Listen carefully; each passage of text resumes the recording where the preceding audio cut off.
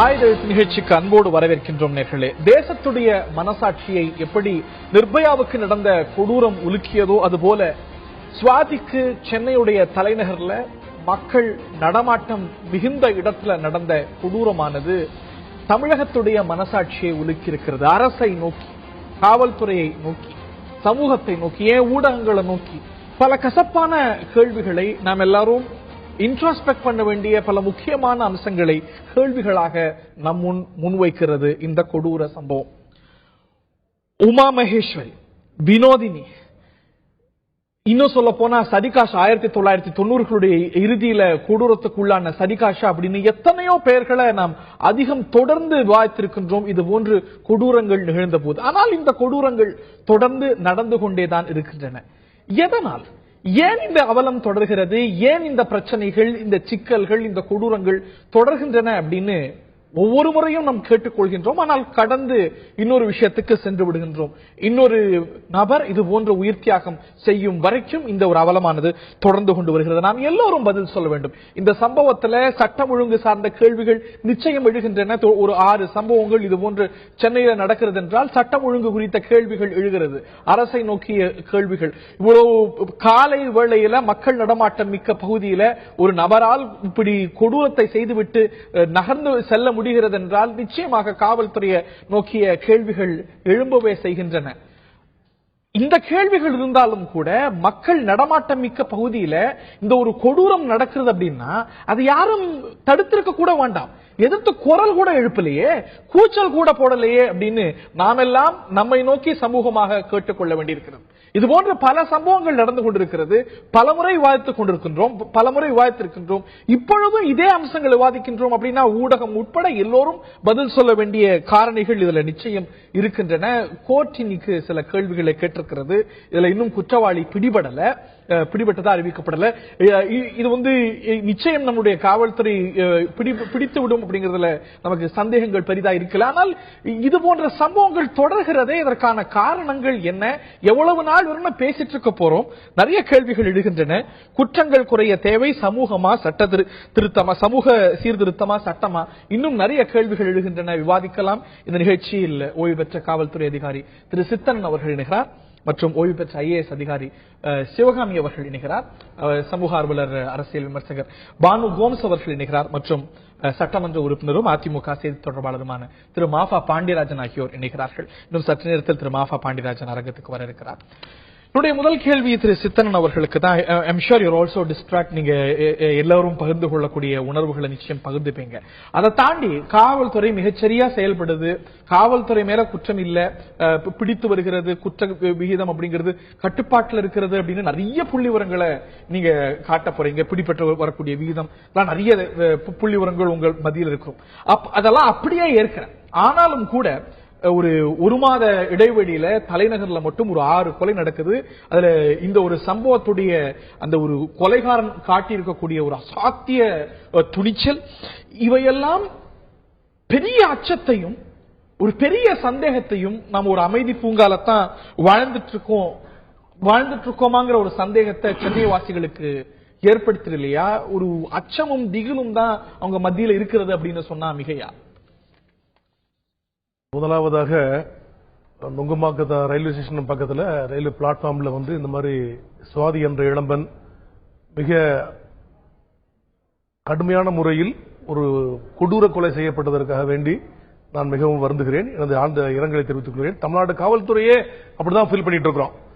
நாங்கெல்லாம் காவல்துறையில பணியாற்றிருக்க போது எங்கேயா ஒரு மாதிரி ஒரு மர்டர் நடந்ததுன்னா அது எங்க வீட்டில் நடந்த ஒரு மர்டர் மாதிரி தான் நாங்க ஃபீல் பண்ணோம். இல்லைன்னா எங்களுக்கு அவமானம், அது பிடிக்கலைன்னா ஒவ்வொரு ரத்தத்தையும் போலீஸ் காவல்துறையில் ஓடுற ஒவ்வொரு காவல் பணியில் இருக்கிறவங்க அத்தனுடைய ரத்தத்திலையும் அந்த மாதிரி ஒரு இன்சிடென்ட் இருக்குது. நம்ம உடனே பிடிக்கணும், இந்த கொடுமையான ஒரு வழக்குகள் எல்லாம் நடக்காம தடுக்கணும் அப்படிங்கறதுல மிகப்பெரிய ஒரு பொறுப்பு கண்டிப்பாக இருக்கு. அந்த உணர்வை, அந்த எண்ணத்தை நான் குறைத்து மதிப்பிடல. ஆனால் இதுல ஒரு அச்சமின்மை, காவல்துறை மீது ஒரு அதீதமான அச்சமின்மை தான். அந்த பாயிண்ட் தான் நான் வரேன். இப்போ நீங்க ஏற்கனவே சொன்ன மாதிரி நான் காவல்துறை ரொம்ப பற்றாக்குறை இருக்கு அல்லது பெரிய இவ்வளவு பற்றாக்குறை வச்சு இப்படி எல்லாம் கண்டுபிடிச்சிருக்கோம் இந்தியாவில் அப்படி இருக்க புள்ளி வரத்துக்குள்ளேயே வர விரும்பல. அது உங்களுக்கு தெரியும், நீங்க முதலே ஒத்துக்கிட்டீங்க. நீங்க நான் அப்படி சொல்ல வரல.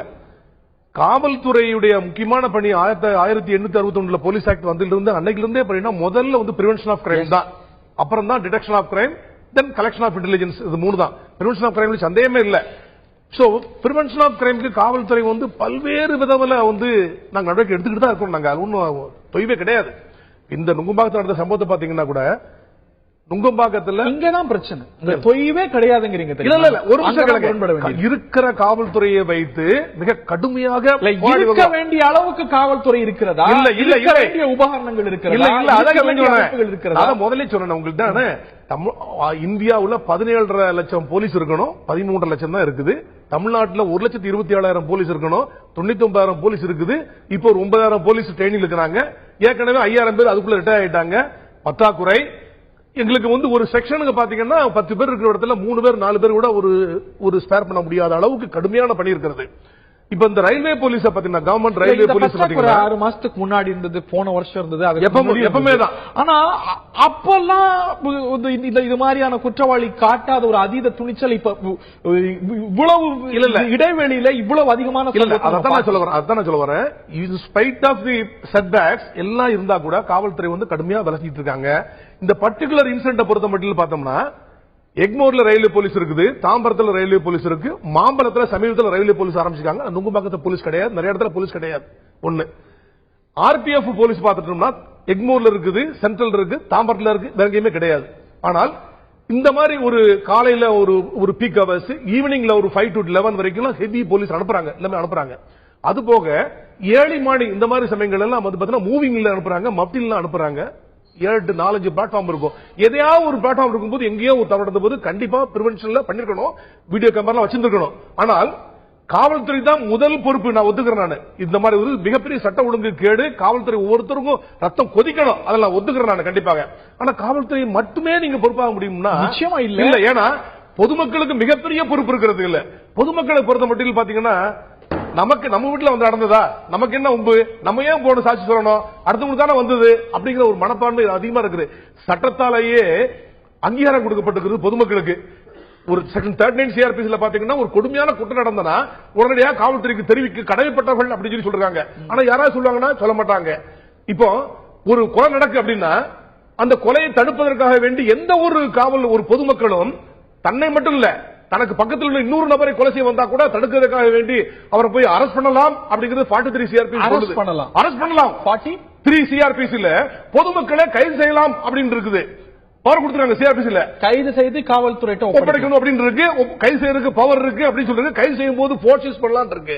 செக்ஷன் 100 ஐபிசில பார்த்தோம்னா ஒரு 7 விதமான சர்க்கம்ஸ்டன்ஸ் கொடுத்துருக்காங்க. நான் என்னுடைய தனிநபர் தற்காப்பு உரிமையை பயன்படுத்தலைன்னா கொலை செஞ்சிருவான், ரேப் பண்ணிடுவான், கிட்னாப் பண்ணிடுவான். இந்த சம்பவத்தை நிறைய பேர் வேடிக்கை பார்த்து அடுத்த ரயில் ஏறி போனாங்க இல்லையா, அவங்களுக்கெல்லாம் அந்த குற்றவாளியை தடுப்பது மட்டும் இல்லாம கைது செய்யக்கூடிய பவர் இருக்கு. எல்லாரும் சேர்ந்து செஞ்சு எல்லாரும் பண்ணலாம். இது மட்டும் இல்ல, கொலையே பண்ணலாம் இருக்கு சட்டம். ஆனா யாருக்கும் பொதுமக்களுக்கு தெரியல.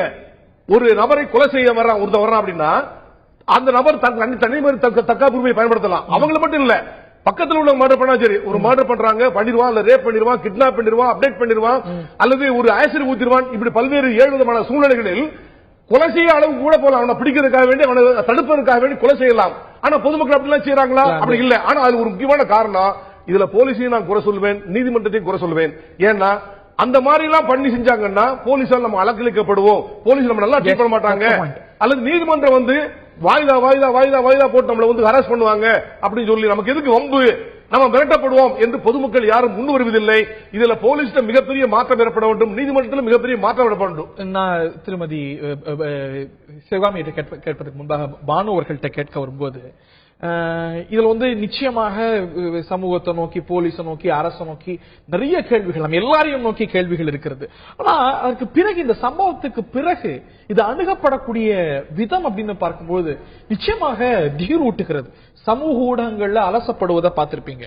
அந்த பெண்ணுடைய நடத்தை, பல பேர் இந்த பெண்ணை பற்றி கேள்விப்படாத நபர்கள்லாம் கூட அந்த பெண்ணுடைய செயல்பாடு, நடத்தை, ஒழுங்கு இதையெல்லாம் பற்றி டிசெக்ட் பண்ணிட்டு இருக்கிறாங்க.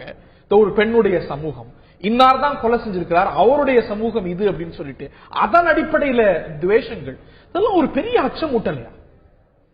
அச்சமூட்டதுங்கிறத விட எவ்வளவு மனம் ஊனமாகி போன ஒரு சமூகமாக நாம இருக்கிறோம் அப்படிங்கறது தான் அதுல தெரியுது. எந்த ஒரு குற்றம் நடந்தாலும் அந்த குற்ற செயலுக்கான எதிர்வினைய உடனே ஆற்றுவதில்லை, ஸ்பான்டேனியஸா வர்றது கிடையாது. அதுல யாரு விக்டிம் யாரு, பாதிக்கப்பட்டவர்கள் யாரு, பாதிப்பை ஏற்படுத்தியவர்கள் யார், அவர்களுடைய ஜாதி என்ன, மதம் என்ன, அவர்களால நமக்கு ஏதும் ஆதாயம் உண்டா, இதை கட்சிகள் பார்க்கின்றன. மக்கள் என்ன பாக்குறாங்க, இதே கட்சிகளுடைய ட்ரைனிங்ல இருக்கிற மக்கள் என்ன பாக்குறாங்க, இந்த இதுக்கு பேசினா நாம என்ன அடையாளப்படுத்தப்படுவோம், இதற்கு ஆதரவாக பேசினா நம்மளுடைய அடையாளம் என்னவாக மாறும், இல்ல இதற்கு ஆதரவாக பேசினா நமக்கு என்ன எதிர்வினை வரும், இல்ல என்ன பாதிப்பு வரும், இல்ல என்ன ஆதாயம் கிடைக்கும். இந்த அடிப்படையில் தான் எதிர்வினைகளும் நடக்குது. ஆக முற்றிலுமாக ஊனமாகி போன ஒரு சமூகம் தமிழ் சமூகம் அப்படிங்கிறது தான் இந்த சந்தர்ப்பத்தில். அந்த பெண்ணை பற்றி சமூக வலைத்தளங்கள்ல மட்டும் இல்ல, அதிகாரபூர்வ செய்தித்தாள்களும் பத்திரிகைகளும் என்ன மாதிரி செய்திகளை தலைப்பிட்டு வெளியிடுகின்றனங்கிறது மிக மிக கண்டனத்துக்குரிய ஒரு விஷயம். ஒரு பெண் விக்டிம், அது என்ன காரணத்துக்காக, கொலை செய்தவன் யாருங்கிற விவரமே இன்னும் காவல்துறையில் அதிகாரபூர்வமாக கொலையாளி யாருன்னு இது வரைக்கும் தெரியல. ஆனா கொலையாளிக்கு ஒரு மதம் கொடுத்தாச்சு, அதன் அடிப்படையில் துவேஷம், பெண்ணுடைய சமூக என்னங்கிறது அதன் அடிப்படையில் துவேஷம். சமூக வலைத்தளங்களில் தனி மனிதர்கள் எடுக்கிற இந்த மாதிரியான மோசமான வாந்திகள் வேறு.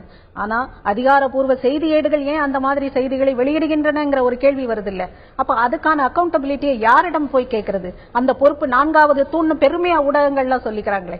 இந்த மாதிரி செய்திகள், அதுவும் ஒரு பெண் விக்டிம் அப்படின்னா, அது குழந்தையாக இருந்தாலும் சரி, முதிய பெண்ணாக இருந்தாலும் சரி, எந்த வயது பெண்ணாக இருந்தாலும் முதல்ல செய்யறது கேரக்டர் அசாசினேஷன். அந்த பெண் மோசமான நடத்தை உடையவள் சொல்லி கொலை செய்வது, பல முறை கொலை செய்வது, பாலுறவு, வன்முறை, பண்புணர்வு மட்டுமே பிரச்சனை இல்லை, மீண்டும் மீண்டும் இந்த மாதிரி அந்த பெண்ணை உட்படுத்துவது. என்ன அந்த கேஸ் விஷயமா என்ன விஷயம் அபிஷியலா நமக்கு தெரிய வந்திருக்கு? காவல்துறை ஏதாவது பிரஸ் மீட் வச்சு சொன்னாங்களா, இல்ல கவர்மெண்ட் அபிஷியல்ஸ் யாராவது பிரஸ் மீட் வச்சு சொன்னாங்களா? எந்த விதமான அபிஷியல் ரிப்போர்ட்டும் இதுவரை கிடையாது. யார் கொலை செய்தவன் யாருங்கிற விவரம் தெரியாது, ஏன் கொலை செய்தான்ங்கிறது தெரியாது. ஆனா அந்த பெண் சம்பந்தப்பட்ட ஜாதியை சம்பந்தப்படுத்தி அந்த பெண்ணை மிக மோசமாக சித்தரிப்பது, இல்ல கொலை செய்தவனுக்கு ஒரு மதத்தை கற்பித்து அவன் என்ன மோசமாக இருந்தான். ஆக ஜாதியும் மதமும் தான் இங்க எல்லா விஷயங்களையும் ஆளுது. அப்படிங்கும்போது என்ன மாதிரியான சமூகத்துல நாம இருக்கிறோங்கிற கேள்வி வருது இல்ல. மனம் முற்றிலுமாக ஊனமாகி போன ஒரு சமூகமா தான் இது இருக்கு.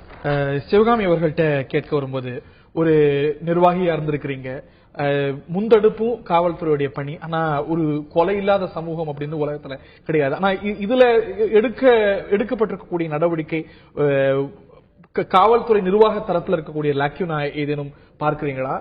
அதற்கு பிறகு பல்வேறு தனிப்படை வைத்து வழக்கானது மாற்றப்பட்டு ஒரு 25 பேர் கொண்ட படையால விசாரிக்கப்பட்டு வருகிறது. இந்த முந்தெடுப்பு, அதுக்கு பிறகு இந்த ஒரு வழக்கு கையாளக்கூடிய விதம் குறித்து உங்களுடைய பார்வைகள். முதல்ல ஒரு இளம்பெண் படித்து வேலையில இருக்கிறவங்க ஒரு நம்பிக்கையோட தன்னுடைய எதிர்காலத்தை அமைச்சுக்கணும்ன்ற இதுல இருந்திருப்பாங்க. அவங்கள இழந்து தவிக்கின்ற அந்த பெற்றோர்களுக்கும் அவங்களுடைய சுற்றத்தார் மற்றும் அவங்களுடைய பணியில இருக்கிற அவங்களுடைய நண்பர்கள் எல்லாருக்குமே முதல்ல என்னுடைய வருத்தத்தை பதிவு செய்ய விரும்புறேன். போலீஸோடைய லெக்குனான்னு பார்க்கும் பொழுது, சம்பவம் நடந்ததுக்கு அப்புறம் நான் சொல்றேன், ஏன்னா சம்பவம் நடக்கிறதுக்கு முன்னாடி தடுக்கிறதுக்கான நடவடிக்கைகள் பொதுவா ஒரு மெட்ரோபாலிட்டன் சிட்டி அப்படிங்கும் பொழுது நிறைய பெண்கள் இன்றைக்கு வேலைக்கு செல்ல ஆரம்பிச்சிருக்காங்க. அப்படிங்கிற சூழ்நிலையில ஒரு பீக் ஹவர்ஸ்ல பாதுகாப்பு அவசியம்னு நான் நினைக்கிறேன். இந்த சம்பவத்தை பொறுத்த குறுக்கீடுக்கு மன்னிக்கணும், இந்த இடத்துலயே பீக் ஹவர்ல போலீஸ் ப்ரொடெக்ஷன் இருக்கு. ஆனா இது நடந்திருக்கிறது 6:30 மணி நேரம், 6:30 மணி காலையில, இரவுல இருந்து காலை வரைக்கும் அங்க போலீஸ் ப்ரொடெக்ஷன் இல்ல. அன்னைக்கு வெள்ளிக்கிழமை, அன்னைக்கு சென்டர் சிட்டி போலீஸுக்கு பரேட், எல்லா போர்ஸையும் மொபிலைஸ் பண்ணி எல்லாம் பரேட் பண்ணிட்டு இருக்காங்க எல்லாரும். அது ஒரு பெரிய ஒரு மோசமான விளைவு. ஆனா கொலைகாரனுக்கு அது வசதியா போயிடுச்சு. இல்ல அப்படி இல்ல, இப்ப டைமிங்ஸ பொறுத்து கூட பீக் ஹவர்ஸ முடிவு பண்ணலாம். ஏன்னா ஐடி ஸ்டாஃப் எல்லாம் காலையிலே எழுந்து கிளம்பி போவாங்களா இருக்கும். சோ பெண்கள் அதிகமா எப்ப பயணம் பண்றாங்க அப்படிங்கறத ஓரளவு சர்வே எடுத்து அவங்களுக்கு பாதுகாப்பு கொடுக்கணும்னு நினைச்சா நிச்சயம் கொடுத்திருக்க முடியுங்கிறதான் என்னுடைய கருத்து. ரெண்டாவது, ஒரு இன்சிடென்ட் நடந்ததுக்கு அப்புறம் பொதுமக்கள் அதை பலவாரா டிஸ்கஸ் பண்ணி அதை கண்ணா பின்னான்னு விமர்சனம் பண்றதுக்கு முன்னாடியே காவல்துறையை சேர்ந்த சென்னை கமிஷனர் ஒரு பிரஸ் மீட் வச்சு என்ன மாதிரியான நடவடிக்கைகள் போலீஸ் தரப்புல இருந்து எடுத்துட்டு இருக்கோம், முதலமைச்சர் என்ன மாதிரியான உத்தரவுகளை பிறப்பிச்சிருக்காங்க, ஏன்னா அவங்கதான் ஹோம் மினிஸ்டராவும் இருக்காங்க, இதெல்லாம் பப்ளிக்கு தெரிய வேண்டிய அவசியம். அப்ப என்ன ஆகும்னா, எல்லாரும் போலீஸ் அந்த வேலையில இருக்காங்க. அதை நம்ம very fair to the police. சனிக்கிழமை பிரஸ் கான்ஃபரன்ஸ் சென்னை கமிஷனர் வைத்தார், பத்திரிகையாளர்களை சந்தித்தார். ரயில்வேவுடைய டிஐஜியும் பத்திரிகையாளர்களை சந்தித்தார். இதை தாண்டி இன்னும் அறிவிப்புகள் வரணும். ஆமா, தொடர்ந்து. ஏன்னா இது வந்து ஒரு இமிடியேட்டா எல்லாரையும் பாதிக்கின்ற ஒரு விஷயங்கிறதுனால தொடர்ந்து அதை பற்றிய அறிக்கைகள் கமிஷனர் தரப்புல இருந்து கொடுத்துட்டு இருக்கணும்னு தான் நான் நினைக்கிறேன். நான் அதற்கான கண்டனம் அல்லது பாதுகாப்பு நடவடிக்கைகளை பலப்படுத்தி இருக்கோம் அப்படிங்கிற மாதிரியான செய்திகள். இனி அவங்க என்ன செய்ய போறாங்க இந்த மாதிரியான விஷயங்களை தடுக்கிறதுக்கு இன்னும் வெளிப்படையான அறிவிப்புகள் தேவைப்படுது. இன்னும் சொல்ல போனா அவங்க வந்து சிசிடிவி ஃபுட்டேஜ் வரைக்கும் அவ்வப்போது காவல்துறை தான் வெளியிட்டு வந்தது. சொல்லாமல் இருக்கலாம், சில சமயம் சொல்வதே கூட என்ன செய்திருக்கோம் நெருங்கிட்டோம்னு சொல்வதே கூட டெட்ரிமெண்டலா இல்ல. எதை சொல்ல நிறைய தகவல் வந்திருக்கு, வெளியே சொல்ல முடியாது. இன்வெஸ்டிகேஷனுக்கு அது பாதிப்பா இருக்கு. இல்ல, நான் வந்து எதை சொல்லணும் எதை சொல்ல வேண்டாம் ஊக்குவிக்கிற மாதிரியான இல்ல எதை சொல்லணும் எதை சொல்ல வேண்டாங்கிறத பத்தி நான் முடிவுக்கு வரல. ஆனா இது வந்து மக்களுக்கு வெளிப்படையா பல விஷயங்களை பாதுகாப்பு, அவங்களுடைய பாதுகாப்பு, அவங்களுக்கு வந்து பயப்படாம அச்சம் இல்லாம இருக்கிறதுக்கான நடவடிக்கைகளை எப்படி அவங்க ஸ்ட்ரென்தன் பண்ணிருக்காங்க அல்லது இனி பண்ண போறாங்க அப்படிங்கிற விஷயங்களை கொஞ்சம் அவங்க தொடர்ந்து பேசிட்டு இருக்க வேண்டிய சூழல் இருக்கு. இது சம்பவம் நடந்ததுக்கு அப்புறம் செய்ய வேண்டிய ஒரு முக்கியமான விஷயம் நினைக்கிறேன். இதுதான் போலீஸ் தரப்பு. ஆனா நான் வந்து என்ன நினைக்கிறேன்னா, பொதுமக்கள் தரப்புல இருந்து இன்னைக்கு வந்து எல்லாரும் அவங்கள குற்றம் சாட்டுறாங்க, ஏன் வந்து அமைதியா இருக்காங்க அப்படின்னு சொல்லிட்டு. நான் வந்து எனக்கு நடந்த சம்பவத்தை சொல்றேன். இது வந்து நான் அகாடமியில மசூரியில ட்ரைனிங்ல இருந்த சமயத்துல நான் டெல்லிக்கு வர வேண்டியதா இருந்தது. எங்க அப்பா அப்ப வந்து மிஸ்டர் மணிராம் பக்டி எம்பியை பார்க்க வந்திருந்தாரு. அவர் அங்க தீன்மூர்த்தி லேன்ல தங்கியிருந்தாரு. சோ நான் அப்ப என்னுடைய கார்டு டிரான்ஸ்பருக்காக தமிழ்நாட்டுக்கு வரதுக்காக ட்ரை பண்ணிட்டு இருக்கேன். சோ என்ன டெல்லி வர சொல்லி இருந்தாரு. ஒரு 3 மணிக்கெல்லாம் பஸ் வந்து நைட்டு 3 மணிக்கெல்லாம் வந்து IST bus stand interstate bus terminal ISBT அந்த ஸ்டேஷன்ல கொண்டு வந்து விட்டுட்டாங்க. நான் வந்து ஆட்டோ எடுக்கிறதுக்கு தயங்கினேன். ஏன்னா எங்கேயாவது கொண்டு போய், ஏன்னா இன்னும் விடியற வரைக்கும் காத்திருக்கவும் முடியல. ஏன்னா ஏராளமான பேர் வந்து கான்வர்சேஷனுக்கு ட்ரை பண்றாங்க. அவங்க கூட உட்கார்ந்துருக்க மக்களோட போய் உட்கார முடியல, ஏன்னா அவங்க மொழி தெரியாதனால அவங்களோட என்னால பேசிக்க முடியல. சோ நான் என்ன பண்ணேன், துணிஞ்சு ஒரு ஆட்டோல ஏறிட்டேன். ஏறினோடனே கொஞ்ச தூரம் போனோம்னா இன்னொருத்தர் ஏறினாரு. உடனே நான் பயந்துட்டேன். உடனே வந்துட்டு நீங்க பயப்படாதீங்க அப்படின்னு சொல்லி கூட்டிட்டு போனாங்க. கூட்டிட்டு போயிட்டு என்ன அந்த இடத்துல இறக்கி விட்டுட்டு அப்புறம் எங்க அப்பா வர்ற வரைக்கும் காத்திருந்து அவர்கிட்ட என்ன ஒப்படைச்சிட்டு எனக்கு ஒரு அட்வைஸும் பண்ணிட்டு போனாங்க. இனி வந்து இந்த 3 மணிக்கெல்லாம் வந்து இறங்குறது, ஆட்டோல ஏறுறதெல்லாம் பண்ணாதீங்க அப்படின்னு சொல்லி அட்வைஸ் பண்ணிட்டு போனாங்க. அப்போ பொதுமக்கள் பெண்கள் மேல ஓரளவுக்கு பரிதாபமும் அவங்க சேஃபா இருக்கணுங்கிற அக்கறையும் அவங்களுக்கு இருக்குது, தொடர்ந்து இருந்துட்டு இருக்கு. இப்ப கூட வந்து நம்பிக்கை சிவகாமி ஐஏஎஸ் அவர்களுக்கு கிடைத்திருக்கும். ஆனா எவ்வளவு பெரிய ஒரு அவநம்பிக்கையை நான் சொல்ல வரேன், நான் முடிக்கல. இப்ப இந்த நம்பிக்கைய வந்து கொஞ்சம் கொஞ்சமா கரைஞ்சுக்கிட்டு வருது. ஏன் அப்படின்னா, இன்றைக்கு படித்த பெண்கள் துணிச்சலா அவங்கள சமாளிச்சுக்க முடியும் அந்த அளவுக்கும். இன்னொன்னு வந்து என்னன்னா, அவங்களுடைய படிப்பு, தனிப்பட்ட பயணங்கள் இதெல்லாம் வந்து தவிர்க்க முடியாததா ஆகிட்டு இருக்கு. ஒவ்வொரு தடவையும் கூட முன்னாடியெல்லாம் வந்துட்டு கொஞ்சம் தனியா போறதுன்னா எல்லாரும் யோசிப்பாங்க. இப்ப அகால நேரத்துல கூட தனியா போக வேண்டிய கட்டாயம் ஏற்பட்டிருக்கு. அதனால இந்த மாதிரியான ஒரு சிச்சுவேஷன்ல பப்ளிக்கோடைய சிம்பத்தி முழுமையா பெண்களுக்கு கிடைக்கிறதுக்கு வாய்ப்பு இல்லாத சூழல்ல அரசாங்கம் தான் இதற்கான ஸ்ட்ரென்தனிங்க ஏற்படுத்தணும். எப்படி வந்து பப்ளிக் ட்ரெயின் பண்ணி இந்த மாதிரி இப்ப அவர் சொன்னாரு, இந்த ப்ரொவிஷன்ஸ் எல்லாம் பப்ளிக்கு முதல்ல தெரியவே தெரியாது.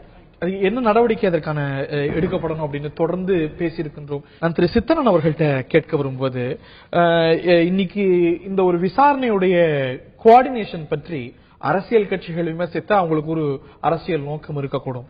ஆனா கோர்ட்டே இன்னைக்கு அத கேள்வி எழுப்பி விசாரணை சரியாக நடக்கிறதா, கோஆர்டினேஷன் இருக்கிறதா, ரயில்வே போலீஸ்க்கும் காவல்துறைக்கும் சிட்டி போலீஸ்க்கும் இந்த மாதிரியான கேள்விகள் எழுப்பும்போது கோர்ட்டே has taken cognisance of this issue.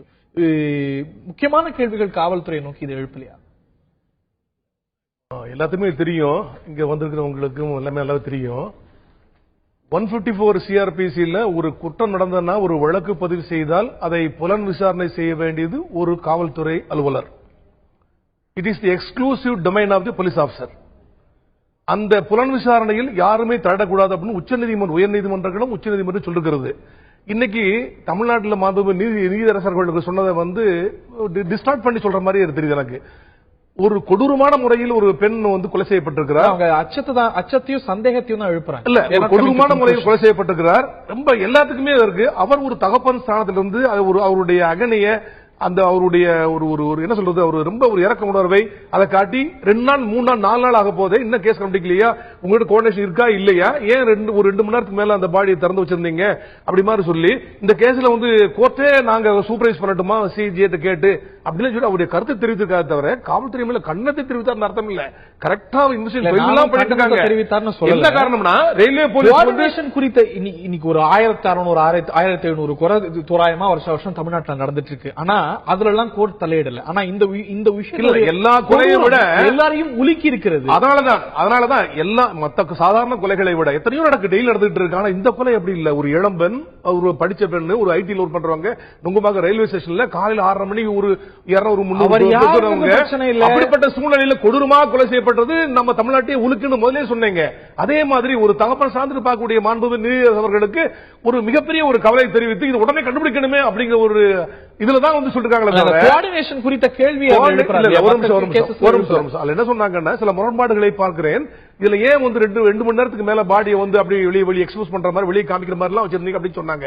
எங்களுக்கு மேண்டேட் இருக்கு. 174 சிஆர்பிசில ஒரு பாடி இருக்குன்னா, அதாவது அது என்னாச்சு, இறந்துட்டாங்க, ஆசிரியர் ரிமூவ் பண்ணலாமாங்கும் போது 108 வந்துட்டாங்க, டாக்டர் வந்துட்டாங்க, செக் பண்ணி டிக்ளேர் டெட் சொல்லிட்டாங்க. தென் we have to conduct inquest பண்ணி ஆகணும். மணி நேரம் வரைக்கும் இல்லையே சார். இல்ல, ஒரு செகண்ட் ரொம்ப அந்த மாதிரி சொல்லக்கூடாது. இது பல்வேறு மீடியாக்கள் அப்படிலாம் சொல்லிட்டாங்க. 6:45 இருந்து 7 மணிக்கு சம்பவம் நடக்கு. 7:20 ரயில்வே போலீஸ் வந்தாச்சு. 8:30 மணி வரைக்கும் அந்த பிணமானது அப்படியே தானே எடுக்க கூடாதுங்க. அதுதான் சொல்றானே, எல்லாமே தவறா சொல்றீங்கன்னு சொல்றானே. அந்த இடத்துல பாடி உடனே ரிமூவ் பண்ணக்கூடாது. எந்த இடத்துல ஒரு இறந்த உடல் கிடக்கு இருக்கிறதோ அந்த பாடி வச்சுட்டு மினிமம் 1.5 hours 2 hours ஆகுங்க. எங்களுக்கு we have to conduct inquest, பிரேத விசாரணை செய்ய வேண்டும். சாட்சியர் முன்னிலையில் ஒரு பார்வையாளர் பண்ணி ஆடுறாங்க. பாரில் இருந்தது அல்லது வெளி இடத்துல இருந்தா நாங்க கார்டன் பண்ணி யாரையும் விட மாட்டாங்க. இது வந்து அதிகமான கூட்டம் வரக்கூடிய இடம், தவிர்க்க முடியாத விஷயம். இதில் நீதியாக குறை சொல்லல. வரேன் உங்கள்ட்ட. யூ ஹேவ் சம் டிஃபெண்ட் பண்ற விஷயமே கிடையாது. பாடியை ரிமூவ் பண்ணக்கூடாது, டச் பண்ணக்கூடாது, ஓகே. ஆனா அதை சுத்தி பப்ளிக்கோட பார்வையில இருந்து அதை மறைக்கிறதுக்கு யார் தடையாது? பப்ளிக்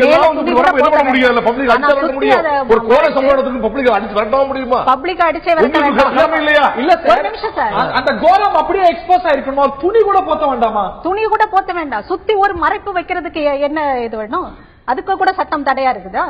உங்களுடைய இன்சென்சிட்டிவிட்டி அந்த இடத்துல தெரிஞ்சதுங்கிறது அந்த இடத்துல அதை ஒத்துக்கொள்ளத்தான் வேணும். காவல்துறையா இருந்தாலும் யாராக இருந்தாலும் பணியை சரியாக செய்யல. இந்த விஷயத்துல மிக கொடூரமாக கொஞ்சம் கூட இன்சென்சிட்டிவிட்டியோட அது நடந்தாங்கிறத ஒத்துக்கிறது விட்டுட்டு என்ன டிஃபென்ஸ் வேண்டி பொதுமக்கள் நீங்க உங்க கடமையே செய்யாதீங்க.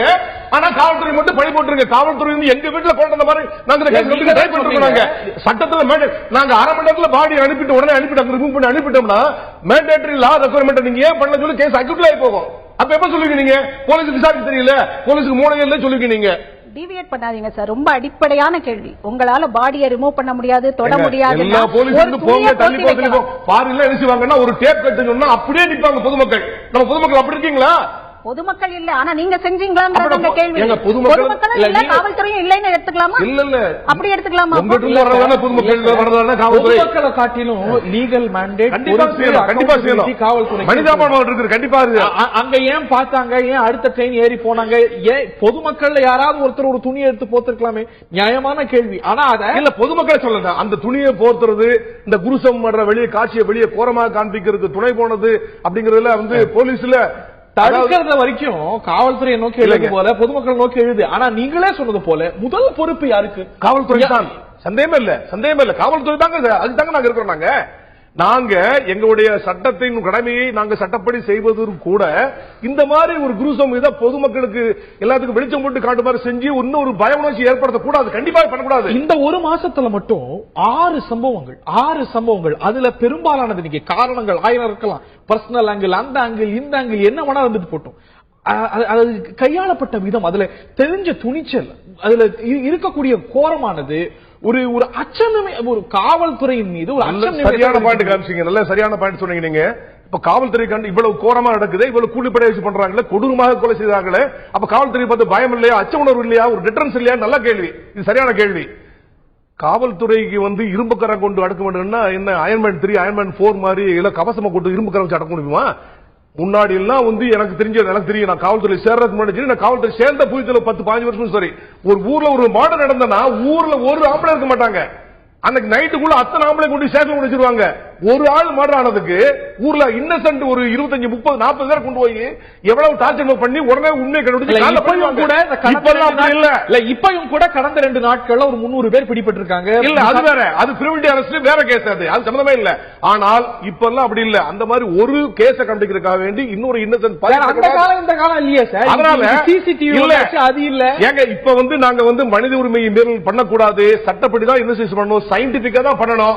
அதுல கொஞ்சம் காலதாமதம் ஏற்படதான் செய்யும். அந்த காலம் மாதிரி ஊரெல்லாம் பிடிச்சு வைக்க வேண்டிய அவசியம் இல்ல. அங்க ஒரு சிசிடிவி கேமரா வச்சா யாரு என்னன்னு தெரிஞ்சிடும். அதுக்கு நீங்க எதிர் வீடு பக்கத்து வீடு எல்லா இடத்துல வைக்கிறாங்களே. இப்ப எல்லா இடத்துலயும் வச்சுட்டு கிராஜ் வச்சுட்டு வராங்க. இப்ப நுங்கம்பாக்கம் போல ரயில்வே ஸ்டேஷன் இல்ல இல்ல இல்ல உண்மை ஒத்துக்கிறானே, எல்லாம் வச்சு வச்சுறாங்க. இல்ல என்ன முக்கியமான விஷயம்னா அதை குறித்த சில கேள்வி திரு மாஃபா பாண்டியராஜன் அவர் அரங்கத்துக்கு தொலைபேசி வாயிலாக இணைந்திருக்கிறார். அவரை நோக்கி கேள்விகள் இருக்கு. Let's get into specifics. நிறைய பொதுவான கருத்துக்கள் இருக்கும், நீங்க கண்டிப்பா பதிவு செய்ய விரும்புவீங்க. அதை தாண்டி இதுல ஸ்பெசிபிக்கான விஷயம், அங்க ஒரு சிசிடிவி கேமராவே இல்ல.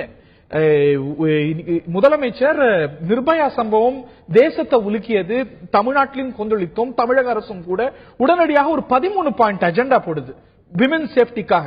அதுல ஒரு முக்கியமான அம்சம், அனைத்து பொது இடங்களிலும் சிசிடிவி கேமரா வைக்கப்படும் என்று. எந்த அடிப்படையில் சிசிடிவி வைப்பது ஒரு டிட்டரண்ட், அது தடுத்து நிற்பதற்கு கூட உதவும், இல்ல கண்டுபிடிப்பதற்கு பெரிதும் உதவும். நுங்கம்பாக்கம் ரயில்வே ஸ்டேஷன் பொது இடம் இல்லையா? நுங்கம்பாக்கம் ரயில்வே ஸ்டேஷன்ல சிசிடிவி வைப்பது ரயில்வே பொறுப்பு அப்படின்னா வெளியில வைத்திருக்கலாம். இல்ல கண்டிப்பா இந்த கேஸ பொறுத்த வரைக்கும் எந்த விதத்திலையும் நான் பார்ட்டிஸை டிஃபெண்ட் பண்ண விரும்பல. நான் என்ன பொறுத்த வரைக்கும் இந்தியாவில் இருக்கிற போலீஸ் போர்ஸ் எல்லாத்துலயும் தமிழக போலீஸ் போர்ஸ் மாடர்னைசேஷனுக்காக அதிகமா ஃபண்ட்ஸ் ஒதுக்கி தமிழக அரசாங்கம் செயல்பட்டு இருக்கு. இந்த பர்டிகுலர் கேஸ்ல ஒரு ஜூரிஸ்டிக்ஷனல் இஷ்யூ இருக்கு, உங்களுக்கு தெரியும். அதை நான் ஒரு ஜஸ்டிபிகேஷனா சொல்ல விரும்பல. இது நடந்திருக்க கூடாத ஒரு விஷயம். இதை பொறுத்த வரைக்கும் மிக வருந்தத்தக்க ஒரு விஷயம். அந்த இடத்துல சிசிடிவி கேமரா வைக்க வேண்டிய கடமை ரயில்வே போலீஸை சேர்ந்ததா தமிழ்நாடு போலீஸை சேர்ந்ததான்ற அந்த ஜூரிஸ்டிக்ஷனல் ஆஸ்பெக்ட பேசுறதே ஒரு தப்புன்னு நான் நினைக்கிறேன். என்னை பொறுத்த வரைக்கும் ஜூரிஸ்டிக்ஷன் ஆஸ்பெக்ட் எழுந்திருக்கு. ரயில்வே ஸ்டேஷனுக்குள்ள வைக்கிறது அவங்க தான் வைத்திருக்க முடியுமே வச்சுப்போம். வெளியிலாவது இருக்கலாமே. ஒரு 50,000 1 லட்சம் பேர் தினந்தோறும் புழங்கி வந்துட்டு போகக்கூடிய ஒரு பொது இடத்துல பெண்கள் பாதுகாப்புக்காக சிசிடிவி வைக்கப்படும் அப்படின்னு தமிழக அரசு அறிவிக்குது. அந்த பொது இடத்துல வைத்திருக்கலாமே. ஒரு 5-6 பேர் வசிக்கக்கூடிய வீடுகள்ல அந்த இடத்துல சிசிடிவி வைப்பது அவசியம்னு வீடுகள்ல வச்சிருக்காங்க. அந்த சிசிடிவி புட்டேஜை அரசு பயன்படுத்துது, போலீஸ் பயன்படுத்துது. அந்த வீடுகளுக்கு தேவை இருக்கு அப்படின்னா அரசுக்கோ காவல்துறைக்கோ அங்க தேவையை உணரப்படல. பாருங்க, குற்றங்களின் தன்மைகள் மாறிட்டே போயிட்டு இருக்கு. உங்களுக்கு தெரியும். உங்களுக்கு இப்ப ஆக்சுவல் நம்பர்ஸ் எடுத்துக்கிட்டீங்கன்னா இந்த டேட்டா எல்லாம் கொடுத்துருக்காங்க. குற்ற விகிதம் 277 இருந்தது, 244 குறைஞ்சிருக்கு. 1 லட்சம் பேருக்கு எவ்வளவு குற்றங்கள் குறைஞ்சிருக்குன்றது நிஜம். ஆனா அந்த குற்றங்களுடைய தன்மைகள், அந்த கொடூரத்தனம் இப்ப எல்லாரும் நம்ம பேசுற அளவுக்கு ஒரு இன்ஃபோசிஸ் எம்ப்ளாயி இறந்தது, அதுக்கு முன்னால டிசிஎஸ் எம்ப்ளாயி இறந்தது, அதுக்கப்புறம் விப்ரோ எம்ப்ளாயி இறந்தது, இது மாதிரி எந்த கேட்டகரி இது வரைக்கும் பெருசா அஃபெக்ட் ஆகாம இருந்தாங்களோ அந்த கேட்டகரி திருப்பி நம்ம டச் அண்ட் ஃபீல் அந்த மாதிரி ஒரு கேட்டகரி இப்ப அஃபெக்ட் ஆயிருக்கனாலதான் இது எல்லாராலும் பேசப்பட்டது. இல்ல அப்படி சொல்லிட முடியாது. டூ மெனி இன்சிடென்சஸ் நம்ம சேர்த்தே பார்க்க வேண்டியிருக்கிறது. அதுல இருக்கக்கூடிய ஒரு குரூசம் நேச்சரும் ஒரு மாசத்துல ஒரு 6 சம்பவம் அப்படின்னு பார்க்கும்போது எல்லாம் சேர்த்து பார்க்கும்போது டூ மெனி இன்சிடென்ட்ஸ் இல்லையா? கண்டிப்பா. அதனாலதான் இப்ப இங்க பாருங்க, இந்த கைண்ட் ஆஃப் ஆக்ஷன் லாஸ்ட் 3 டேஸ்ல இந்த நிகழ்ச்சி நடந்ததுல இருந்து தமிழக போலீஸ்ல மிகப்பெரிய அளவுல ஒர்க் பண்ணிருக்காங்க. கண்டிப்பா இந்த ஆஸ்பெக்டும் தமிழ்நாட்டுல எந்த ஒரு சதுர அடியும் கூட சிசிடிவியால கவர் ஆகாம இல்லைன்ற நிலையை உருவாக்குறதுக்கு கண்டிப்பா தமிழக அரசாங்கம் முயற்சிகள் எடுக்கும். இது வரைக்கும் ஒரு ஆப்ஷனலா பண்ணிட்டு இருக்காங்க. எனக்கு தெரிஞ்சதுல கூட பாத்தீங்கன்னா ஒவ்வொரு இடத்துலயும் கவர் பண்றதுக்கு பப்ளிக் ஃபண்ட்ஸ் சீக் பண்ணிட்டு இருந்தாங்க போலீஸ். அந்த மாதிரி ஒரு நிலை இல்லாம அரசே இதை செய்யறதுக்கு கண்டிப்பா ஏற்பாடு செய்வாங்க நம்புறேன். அது ஒரு உறுதிப்பாடான நிலை அது எடுத்தாக வேண்டிய கட்டத்துல இருக்கும். குற்றங்களின் தன்மைகள் மாறிக்கொண்டு போயிருக்கிறது. இதுல இதை ஒரு ஆப்ஷன் இல்லாம ஒரு எசென்சியலா கொண்டு வர்றதுக்கு அரசாங்கம் ஏற்பாடு செய்யணும்னு நம்புறேன். ஒரு கடுமையான தண்டனை அப்படிங்கறது ஒரு டிட்டரண்டா இருக்கும் அப்படிங்கறதுதான் ஒரு பொதுவான பேர். ஆனா பல சம்பவங்கள்ல பார்க்கிறோம், இது ஒரு குற்றவாளிக்கு சட்டத்துல இருக்கக்கூடிய வாய்ப்புகள் பெரிய அளவுக்கு துணை போனதை பார்க்கிறோம். நிர்பயா சம்பவத்துல அந்த ஒரு இளஞ்சிறார் அப்படின்னு வகைப்படுத்தப்பட்ட அந்த ஒரு கொடுங்குற்றவாளி இன்னைக்கும் கூட பல வசதிகளை அனுபவிக்க முடியறத பார்க்கிறோம். இதுல ஒரு இன்னும் கடுமையான தண்டனைகள் சேர்க்கப்படணும். இந்த ஒரு கொலையாளி கொலை தண்டனை தவிர வேற என்ன தண்டனை அவருக்கு பொருத்தமா இருக்க முடியும்? இன்னும் ஒரு கடுமையான தண்டனை, அதை உறுதி செய்யறதுக்கான ஒரு மெக்கானிசம் நிர்பயா போதும் பேசினோம், அதற்கு முன்பும் பேசினோம், சரிகாஷா போது பேசினோம், இப்பொழுதும் பேசுறோம். என்ன உடனடியான தேவைங்கிறது? உடனடியான தேவைங்கிறது வந்து இப்ப நீங்க பாத்தீங்கன்னா இந்த நிர்பயா கேஸ்ல வந்து இந்த வழக்கை ரொம்ப துரிதப்படுத்தி சீக்கிரமா முடிச்சாங்க இல்லையா? அந்த மாதிரியான ஒரு நிலைமை தமிழகத்துல வர வேண்டியிருக்கு. நீங்க பாத்தீங்கன்னா 10 வருஷத்துக்கு முன்னாடி பதிவு பண்ணப்பட்ட பெண்கள் வன்கொடுமை சம்பந்தமா பதியப்பட்ட புகார்கள்லாம் இன்னும் போலீஸ்ல விசாரணை ஸ்டேஜ்லயே இருக்கு. இதை என்னன்னு சொல்றது? 700க்கு மேற்பட்ட வழக்குகள் இன்று நிலுவையில் உள்ளன. இப்படி நிலுவையில இருந்தா குற்றவாளிகளுக்கு அது வந்து ஊக்கப்படுத்துற மாதிரி இருக்கு. இன்னொன்னு நீங்க பாத்தீங்கன்னா இந்த குற்றவாளி இந்த பர்டிகுலர் கேஸ் எடுத்துட்டீங்கன்னா ஒரு பட்டப்பகல்ல திட்டமிட்டு, இது வந்து கோபத்துல நடந்த கொலை கிடையாது, திட்டமிட்டு வெப்பன் எடுத்துட்டு வந்து பண்றாரு அப்படின்னா ஒண்ணு எல்லாத்துக்கும் துணிஞ்சவரா, அதாவது போலீஸ் எல்லாம் சரி கட்ட முடியும் அல்லது தப்பிக்க முடியும் அல்லது வந்துட்டு தண்டனாலும் ஏத்துக்க முடியும் அப்படிங்கிற மாதிரியான ஒரு மனநிலை. இந்த மனநிலைய இந்த சமூகம் வந்து உருவாக்கி தருது ஏதோ ஒரு வகையில. அதுல ஊடகங்களுக்கும் ஒரு பெரிய பங்கு இருக்கிறதா நான் நினைக்கிறேன். இப்ப தமிழ் சினிமா பல வகையில சாதனை செஞ்சிருக்கு. பல முற்போக்கான திரைப்படங்கள் வந்திருக்கு. ஆனாலும் பெரும்பாலான திரைப்படங்கள்ல பாத்தீங்கன்னா ஆண்கள் வந்து குடிச்சிட்டு ஜாலிக்காக பெண்களை கடத்துறாங்க. இது ஒரு படத்துல, அந்த படம் பேரு விஜய் சேதுபதி நடிச்சிருப்பாருன்னு நினைக்கிறேன். அந்த படத்துல அது வந்து விளையாட்டா கடத்திட்டு அவர் விளையாட்டா விட்டு ஐஸ்கிரீம் வாங்கி கொடுத்து அந்த பொண்ணை, ஸ்கூல் பொண்ணை கடத்தி அப்புறம் இறங்கும் போது ஐஸ்கிரீம் கொடுத்து இறக்கி விடுறாங்க. அப்ப அந்த பொண்ணுக்கு வந்து இது வந்து ஒரு ஐஸ்கிரீம் ஒரு ட்ராமா இருக்காதா? யாரோ சில பேர் என்ன வந்து பல மணி நேரங்களாக கடத்தி வச்சுட்டு இப்படி விடுறாங்களேன்னு அந்த ட்ராமா இருக்காதா? இந்த ட்ராமா எல்லாம் வந்து ஒரு நுட்பமா பதிவு செய்யப்படல. இது ஆண்களுடைய ஜாலி என்டர்டெயின்மெண்ட் அந்த மாதிரி இந்த மாதிரியான கருத்துக்கள். அப்புறம் ஒரு பெண் வந்து ஆணுக்கு துரோகம் செஞ்சா அப்படின்னா அந்த துரோகத்துக்கு அவன் என்ன வேலாம் செய்யலாம் அப்படிங்கறது நியாயப்படுத்தப்பட்டு வருது. பல படங்கள்ல இதை நம்ம பாக்குறோம். அவன் கோபத்துல செய்யறான், அவன் ஏமாத்திட்டு போயிட்டா அப்படிங்கிற மாதிரி இவங்களுடைய எல்லா, அதாவது சமூக நடவடிக்கைகள் எல்லாமே இதுக்கு வந்து ஆதரவா இருக்கு. இப்படிப்பட்ட சூழ்நிலையில சட்டம் ஒரு பக்கம் தண்டனை கொடுத்தாலும் சமூகத்துல இருந்து அந்த மாதிரியான நிர்பந்தம் ஒரு ஆணுக்கு இருக்கிறது இல்ல. சோ அதனாலதான் இந்த அளவுக்கு அவங்களுக்கு துணிச்சல் வருது. இல்லாட்டினா சமூகத்தில இருந்து நம்ம புறக்கணிக்கப்படுவோம், சமூகம் நம்மள வந்து வன்மையா இதை கண்டிக்கும், நம்ம வந்து ஆஸ்ட்ரசைஸ் பண்ணப்படுவோம், சமூகத்தினால ஒதுக்கி வைக்கப்படுவோம் அப்படிங்கிற எண்ணம் இருந்திருந்ததுன்னா இவங்க வந்து இந்த மாதிரியான கொலைக்கெல்லாம் முயல மாட்டாங்க.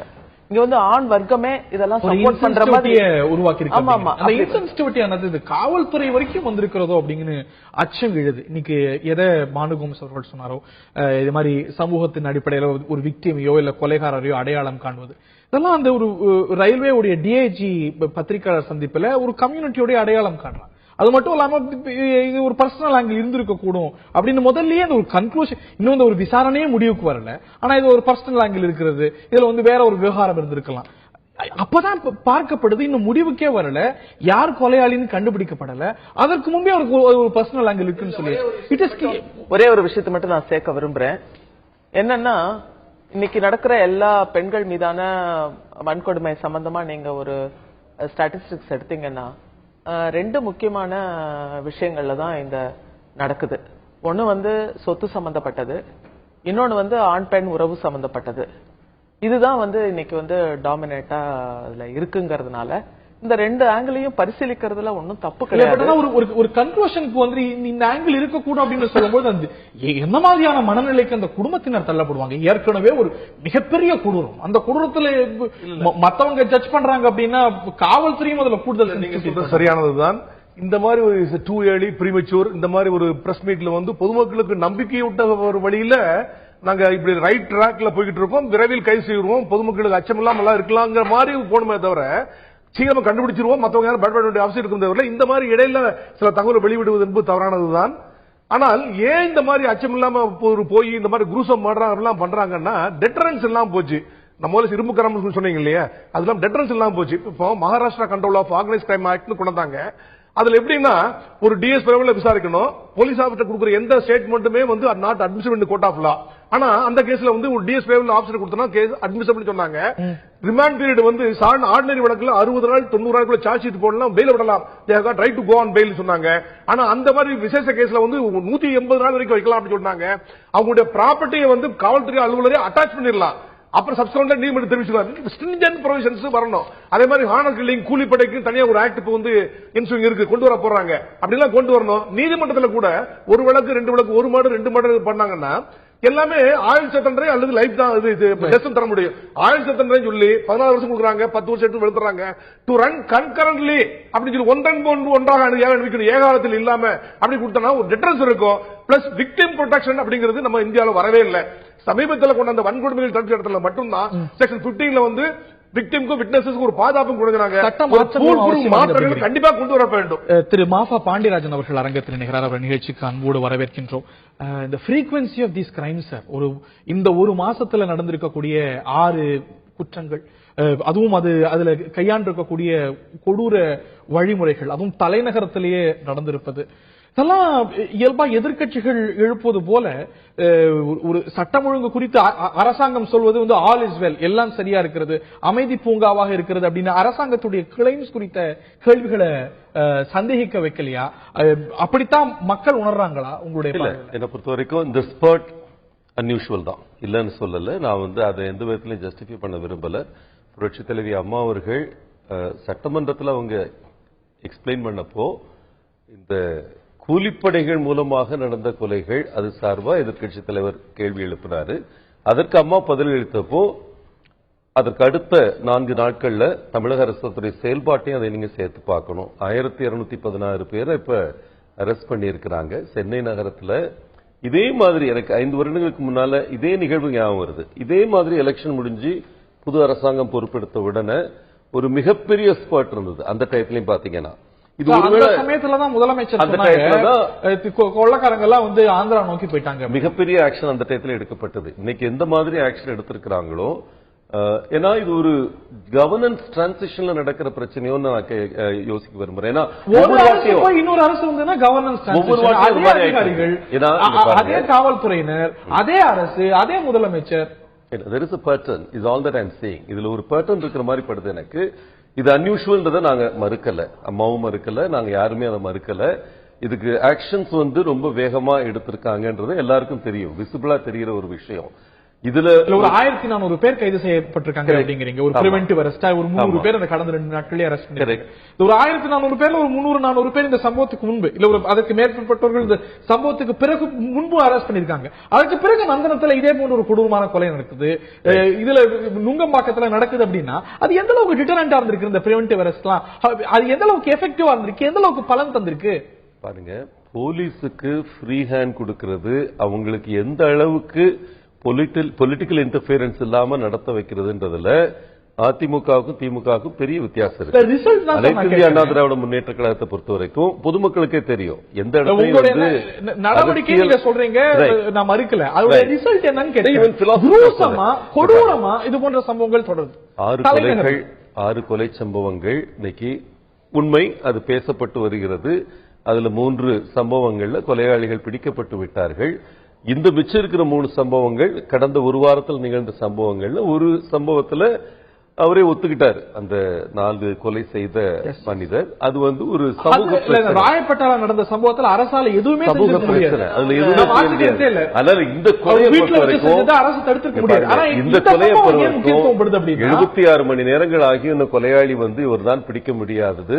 தமிழக காவல்துறையை இன்னைக்கு வருத்தப்பட்டு இருக்கிற ஒரு விஷயம். இது வந்து ஏதோ அரசு மட்டும் அப்படின்லாம் சொல்லாதீங்க. இண்டிபெண்டன்ட்லி தமிழ்நாடு காவல்துறைக்கு ஒரு மரியாதை இருக்கு, அவங்களோட டிக்னிட்டி இதுல அஃபெக்ட் ஆயிருக்குன்னு அவங்களுக்கு நல்லாவே தெரியுது. யாருமே வந்து ரயில்வே போலீஸ் கையை காட்டினாங்கன்னு இப்ப ஜட்ஜி வந்து ஒரு இதுல ஜட்ஜிட்ட கொண்டு போய் சுவமோட்டோவா எடுத்து பண்றாங்களே, அந்த மாதிரி யாருமே இல்ல. In fact what we are feeling seriously upset is Tamil Nadu காவல்துறையை பத்தி ஜட்ஜ் சொன்ன ஒரு விஷயம், நீங்க ஒருத்தர் பிளேம் பண்ணிட்டு இருக்கீங்கன்ற மாதிரி ஒரு கருத்து அதுல அந்த துணி வந்திருக்கு. டைரக்டா அக்யூஸ் பண்ணலனா கூட அதுவே கூட தப்பு நினைக்கிறேன். எனக்கு தெரிஞ்சு இன்னைக்கு எங்க தொகுதி ஏசி கூட உட்கார்ந்திருந்தாரு, இன்னைக்கு உட்கார்ந்து பேசிட்டு இருந்தப்பயும் சரி, எல்லாரையும் பார்க்க ஒரு சாதாரண காவல்துறையில் இருக்கிற கடைநிலை கான்ஸ்டபிள் உட்பட வந்து ஒரு வெறியோட இன்னைக்கு வந்து இதை பாக்குறாங்க. இந்த இடத்துல வந்துச்சு இந்த மாதிரி ஒண்ணு ஆயிருச்சு அப்படின்னு சொல்லி தான் பாக்குறாங்க. தவிர யாரும் வந்து ஏதோ டிஸ்டன்ஷியேட் ஆகிட்டோ அவங்க வந்து இது எங்க பிரச்சனை இல்ல அந்நியப்பட்டு போய் யாரும் இல்ல. அதை முதல்ல நான் சொல்ல விரும்புறேன். காவல்துறையில இருக்கிற 1,20,000 பேருக்கு வந்து அந்த தாக்கம் இருக்கு. ஏன்னா அந்த அளவுக்கு டைட் நெட் காவல்துறை தான் நம்ம காவல்துறை வந்து. அதனால யாரும் வந்து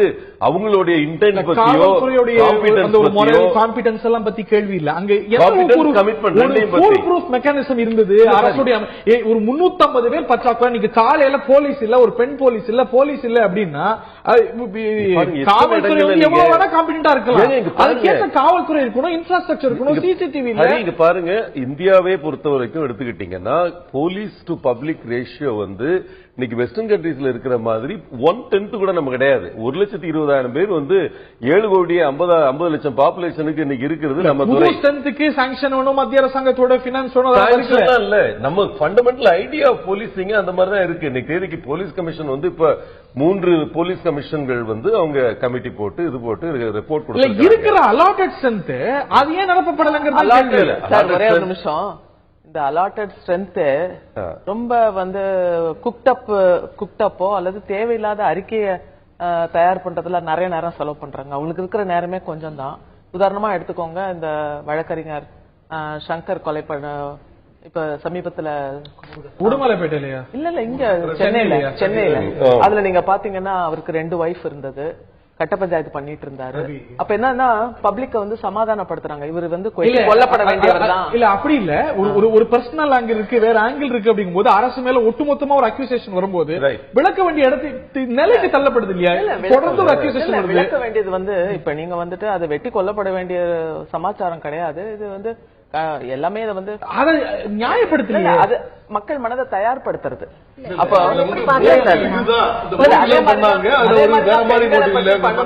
பெண்களை பத்தி பண்ணும்பொழுது அவங்களுக்கு ஒரு தொடர்பு இருந்தது. அப்ப என்னன்னா வெட்டி கொல்லப்பட வேண்டியது நியாயம். அப்ப அதுல வந்து பப்ளிக் உள்ள இன்ட்ரெஸ்ட் அதை ஃபாலோ அப்ப குறைக்கிறதுக்கு அரசு கையாளுற ஒரு தந்திரம் போல அது தெரியுது. நீங்க சொல்லும்போது சொன்னீங்க ஒவ்வொரு முறையும் நாம வந்து பாடம் கத்துக்கிறோம் அப்படின்னு.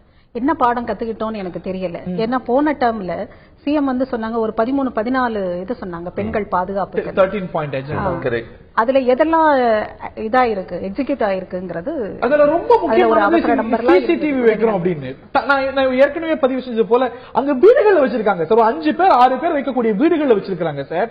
ஒரு 50,000 1 லட்சம் பேர் தினந்தோறும் போகக்கூடிய நம்ம தமிழக மக்கள் போகக்கூடிய இடத்துல வந்து ஏன் சிசிடிவி வைக்கணும்? பாருங்க, CCTV is never a deterrent mechanism. It's an investigative support. புரிஞ்சுக்கோங்க. It is a bit of both. இல்ல it's not. It's definitely எனக்கு சிசிடிவி இருக்கு அதனால நான் கருவா வச்சு வெட்ட மாட்டேன்னு யாரும் நினைக்க போறது இல்ல. அட்லீஸ்ட் நீங்க வந்து ஒரு 2 நாள் பக்கத்து வீட்டு எதிர் வீடுன்னு போய் கேட்க வேண்டியது இல்ல. அரசு உடனடியா இன்னார் தான் செஞ்சார் அப்படின்னு எப்படி நடந்தது அப்படின்னு யூகத்துக்கு இடம் இல்லாம தெளிவா தெரிஞ்சுள்ள அது காட்சியில பதிவா இருந்ததுன்னா பொது இடங்கள்ல எல்லா இடத்துலயும் சிசிடிவி வைக்கணும்ன்றது கொள்கை ரீதியான முடிவுங்க. பல இடங்கள்ல அரசே செலவு செஞ்சு வச்சிருக்கு. சில இடங்கள்ல போலீஸ் வந்து பப்ளிக் பிரைவேட் சப்போர்ட் எடுத்து இன்னைக்கு செஞ்சுக்கிட்டு இருக்காங்க. இன்னைக்கு ஒவ்வொரு போலீஸ் ஸ்டேஷன்லயும் அந்த போலீஸ் இன்ஸ்பெக்டருக்கு பெரிய வேலையை அங்கே ஊர்ல இருக்கிற ஆள்கிட்ட போய் ஃபண்ட் ரைஸ் பண்ணிட்டு இருக்காங்க. இது வந்து 2 கருத்துக்கள். ஒன்னு சகோதரி சிவகாமி அவர்கள் சொன்ன ஒரு கருத்து, இப்போ 1,20,000 போலீஸ் இருந்தாலும் அதுல அவங்களுக்கு இருக்கிற ரிப்போர்ட் எழுதுற ஒர்க், இந்த அவங்க ஹெட் டு டெயில் ரேஷியோன்னு ஒன்னு சொல்லுவாங்க. எத்தனை பேர் வந்து ரிப்போர்ட் எழுதுற வேலை பாக்குறாங்க, எத்தனை பேர் வந்து ஆன் த கிரவுண்ட் இருக்கிறாங்க அப்படின்ற ஒரு கருத்து நான் உடன்படுகிறேன். அதை வந்து ஈவன் போலீஸ் கமிஷனோட ரிப்போர்ட்லையும் சொல்லியிருக்கு. போலீஸ் கமிஷனுடைய ரிப்போர்ட் அவங்களுடைய அறிக்கைகளை முழுமையா நிறைவேற்றிய மாநிலங்கள்ல ஒரு சில மாநிலங்கள்ல ஒன்னு தமிழகம். அதுல இன்னும் மிச்சம் இருக்கக்கூடிய ஒரு முக்கியமான விஷயம் இந்த restructuring of the police work. அவங்க ஒர்க்கே வந்து கொஞ்சம் ரீஸ்ட்ரக்சர் பண்ண வேண்டியது, ஹெட் டு டெயில் ரேஷியோ வந்து கரெக்டா கொண்டு வர வேண்டியது, இதெல்லாம் வந்து நான் ஒத்துக்கக்கூடிய ஒரு கருத்து. அது நடந்துட்டு இருக்கு இன்னைக்கு தேதிக்கு பொறுத்த வரைக்கும். என்ன பொறுத்த வரைக்கும் 2வது கருத்து அவங்க முன்வைக்கிறது இம்ப்ளிமெண்ட் பண்றது எடுத்துக்க போறோம். இல்ல பண்ணிட்டோம். 3 கமிஷன் ரிப்போர்ட் வந்திருக்குங்க, ஒன்னா வந்திருக்கு. போலீசிங் நீங்க கொண்டு வரணும்னு சொன்னா இப்ப இருக்கிற இதுல 1,27,000 பேருக்கு 99,000 போலீஸ் இருக்கிறாங்க. இப்போ ஒரு 8,000-9,000 பேர் ட்ரைனிங் இருக்கிறாங்க. அதுக்குள்ள 5,000 பேர் போயிட்டாங்க. நீங்க பீரியாடிக்கலா அப்பாயின்மெண்ட் பண்ணி நியமிச்சு ஸ்ட்ரென்த் வந்து 1,27,000 பேர் போதாதுங்களுக்கு இல்ல. இப்ப இளைஞர்களை கொண்டு வந்திருக்காங்க தெரியும் உங்களுக்கு. பீரியாடிக்கல் ரெக்கமெண்ட் வச்சு சயின்டிபிக் ட்ரைனிங் நல்லா மக்கள் தொகை வேற மக்கள் தொகை ரொம்ப குறைவா இருந்த போது அதற்கான சிஎம் அவர்கள் பாருங்க, சிஎம் வந்து புரட்சித் தலைவி அம்மா அவர்கள் நரேந்திர மோடி அவர்களை பயன்படுத்த பொதுமக்களுடைய எண்ணிக்கை அதிகமா இருக்கு. ஆனா இந்த மாதிரி பாதுகாப்பு நடவடிக்கைகளுக்காக பொதுமக்களை நண்பர்களா பண்ற போக்கு குறைவா பொதுவும் படுத்திட முடியாது. இல்ல இப்ப ஃப்ரெண்ட்ஸ் ஆஃப் போலீஸ் போன்ற முயற்சிகள் எடுக்கப்பட்டிருக்கின்றன. உங்களுக்கு தெரியும், போலீஸ் உங்கள் நண்பன் என்ற ஒரு திட்டம், பாய்ஸ் கிளப் மாதிரி சென்னையில நடத்துற அந்த திட்டங்கள் மக்களோட அவங்கள ஒருங்கிணைந்து கொண்டு வருவதற்கு முயற்சிகள் தமிழக அரசாங்கத்தால் எடுக்கப்பட்டிருக்கிறது. நான் சொல்ல ஒரே விஷயம் இப்போ பிஎம் பார்க்க போறாங்க. சிஎம் 29 முக்கிய விஷயங்களை எடுத்து கொடுக்கிறப்பையும் போலீஸ் மாடர்னைசேஷனுக்காக சப்போர்ட் ஸ்பெசிபிக்கா கேட்டிருக்கிறாங்க. ஸ்காட்லாந்து யார்டு அப்படின்னு சொல்லக்கூடிய அளவுக்கு இருந்த தமிழக போலீஸ் மீண்டும் தனது பெருமையை மீட்டெடுப்பதற்கு எல்லா விதமான முதலீடுகளும் தமிழக அரசாங்கம் பண்ணிட்டு 10,000 கோடி தான் அலோகேட்டே பண்ணிருக்கிறது மத்திய அரசு. அதுல தமிழகத்துடைய தேவை மிக அதிகமா இருக்கும்போது மாடர்னைசேஷனுக்கு நிதி பற்றாக்குறை முக்கியமான ஒரு காரணமாக இருக்கு. இறுதியான கருத்து, அரசு, பொதுமக்கள், ஊடகங்கள் என பலதரப்பும் கற்க வேண்டிய முக்கியமான பாடங்கள் என்ன நினைக்கிறீங்க? இறுதியான கருத்து. அந்த 13 பாயிண்ட் முதல்வர் சொன்னது எந்த அளவுக்கு இம்ப்ளிமெண்ட் ஆயிருக்குங்கிறதுக்கு பதிலே சொல்லல. எனக்கு அது இன்னும் கேள்வியாகத்தான் இருக்கு. அவசர உதவி, பெண்களுக்கான அவசர உதவி என்ன ஆச்சுங்கிறது எனக்கு தெரியல. 13 அவங்க சொல்லும் போது அது அவ்வளவு ஆறுதலாக இருந்தது. அந்த மாதிரியான ஒரு கொடூர சம்பவத்துக்கு பிறகு CM as a lady, CM is also a lady, அவங்க பாயிண்ட்ல இருந்து பெண்களுடைய பாதுகாப்பை இன்னும் கொஞ்சம் ஒரு அடுத்த இதுல இன்னும் கொஞ்சம் கவனத்தோடு, இன்னும் கொஞ்சம் கூர்மையோடு அவங்க அந்த 13 பாயிண்ட் வச்சாங்கன்னு நினைச்சேன். ஆனா இன்னும் இம்ப்ளிமெண்ட் ஆகல. ஏன் ஆகலைங்கிற கேள்வி இருக்குது. முழுமையாக ஆகலைங்கிறது பாதுகாப்பு குறைவு. நீங்க ஒரு பேப்பர்ல வச்சிருக்கிறதுக்கும் அது எக்ஸிக்யூட் ஆகி இம்ப்ளிமெண்ட் ஆகி பயன் அடைவதற்கும் இது பெரிய வித்தியாசம் இருக்கு. அறிக்கைகள்ல போயிடுச்சு அப்படின்னா அந்த இடத்துல எனக்கு கேள்வி வருது. சமூகம்னு சொல்றீங்க, சமூகத்தோட இது நாம எப்படி இது பண்றோம்? எந்த கூட்டம் இருந்தா போகாது, தகராறு நடந்தா போகாது, இந்த பிரச்சனைக்குள்ள மாட்டாதேன்னு சொல்லும் போது சமூகம் அந்த மாதிரி விலகித்தான் இருக்கும்.